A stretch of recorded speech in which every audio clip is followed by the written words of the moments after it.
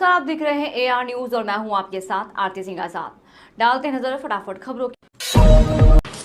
बिहार में क्रांति होने को है, ये बार बार कहा जा रहा है, पर ऐसा क्यों कहा जा रहा है? क्योंकि बिहार के युवा ने और बिहार की महिला ने इस बार मन बना लिया है और कांग्रेस किसी भी चुनाव से पहले कुछ वादे करती है और उन वादों को पूरा करती है। कांग्रेस के वादे हैं किसी के जुमले नहीं, और इसलिए हम अपने वादों को पूरा करते हैं। कांग्रेस ने बिहार की महिलाओं से, बिहार की बेटियों से, बिहार की मांओं से एक वादा किया है, हमारी सरकार बनेगी तो हम माई बहन योजना लागू करेंगे, जिसके अंतर्गत 2500 रुपए प्रति महीना पात्र महिलाओं के खाते में डायरेक्ट जाएगा।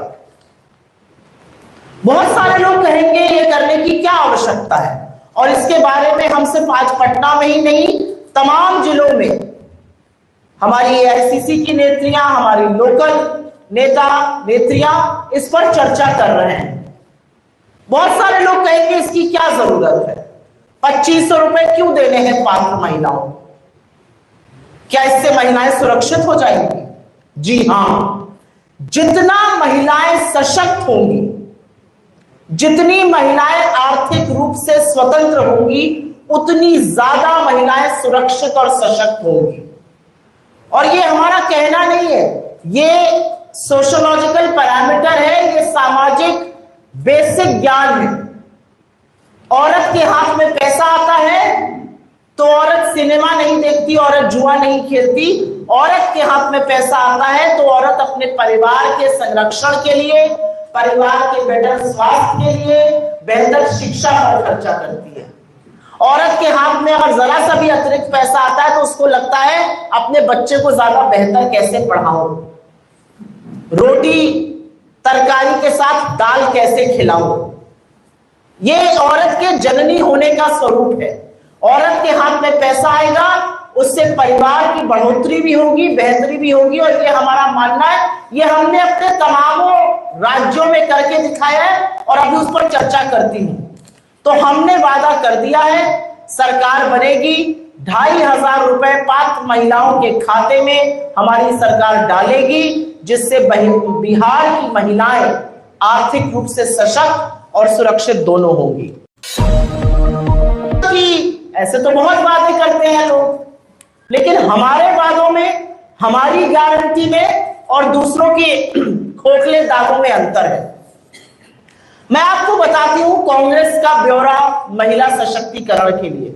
दिल्ली में हमारी सरकार थी, हमारी बेहद लोकप्रिय मुख्यमंत्री स्वर्गीय शीला दीक्षित जी। 2008 में उन्होंने लाडली योजना शुरू करी थी, जिसके तहत बच्ची की पैदाइश पर उसे 36,000 रुपए मिल जाते थे, और जब वो कक्षा 1 से 12 की पढ़ाई करती थी तो 25,000 रुपए उसे मिलते थे। जब वो 12वीं में पहुंच जाती थी तो 1 लाख रुपए उसके खाते में आ जाते थे। इससे उस बच्ची की शिक्षा, परिवारों को भी लगता था पढ़ाओ तो पैसा मिलेगा, और इसलिए दिल्ली का शिक्षा का स्तर बाकी जगहों से कहीं ऊंचा हुआ बच्चियों की शिक्षा के मामले में। हमारी कर्नाटका की सरकार बनी, हमने वादा किया था कि हम गृह लक्ष्मी योजना लाएंगे और गृह ज्योति योजना लाएंगे।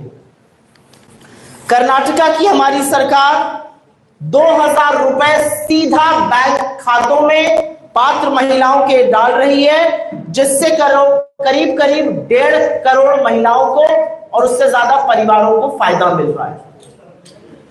हमने शक्ति योजना वहां लॉन्च करी, जिससे बस सेवा फ्री है। हमारी जो फ्री बिजली योजना है उससे भी महिलाओं को फायदा होता है, क्योंकि जितना महिलाएं बचा पाती हैं पैसा, उतना परिवार के समृद्धि में लगाती हैं। हमारी हिमाचल की सरकार 1500 रुपए की प्यारी बहना सुख सम्मान योजना के तहत पात्र महिलाओं को देती है। हमारी तेलंगाना की सरकार महिलाओं के लिए फ्री बस सेवा, 500 का सिलेंडर और 200 यूनिट बिजली मुफ्त करती है, जिससे महिलाओं के हाथ में, महिलाओं के घरेलू बजट में कुछ पैसा बच सके। झारखंड की हमारी सरकार, हमारे घटक दल की सरकार 2500 की आर्थिक सहायता हमने सरकार बनते ही देना शुरू किया। पहले मात्र 1000 रुपए दिया जाता था। हमने चुनाव में वादा किया था हमारी सरकार बनेगी हम 2500 रुपए देंगे। और ये कोई महिलाओं को देकर हम बहुत बड़के मनैया बहुत बड़े आदमी नहीं बन रहे, ये उनका हक है, ये उन तक पहुंचना चाहिए। ये पात्र महिलाएं जीतों मेहनत करती हैं, घरों को चलाती हैं, समाज में एक बड़ी महत्वपूर्ण भूमिका निभाती हैं। हो सकता है वो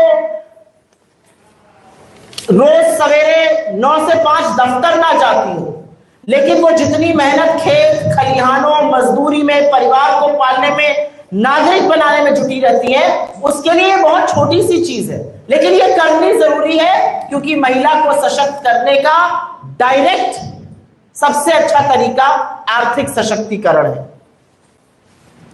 बिहार में ये क्यों जरूरी है? अब सवाल होगा कि ठीक है, आपने कर्नाटका में किया, आपने झारखंड में किया, आपने दिल्ली में किया था, आप तेलंगाना में कुछ कर रहे हैं, आप हिमाचल में कुछ कर रहे हैं, बिहार में क्यों जरूरत है?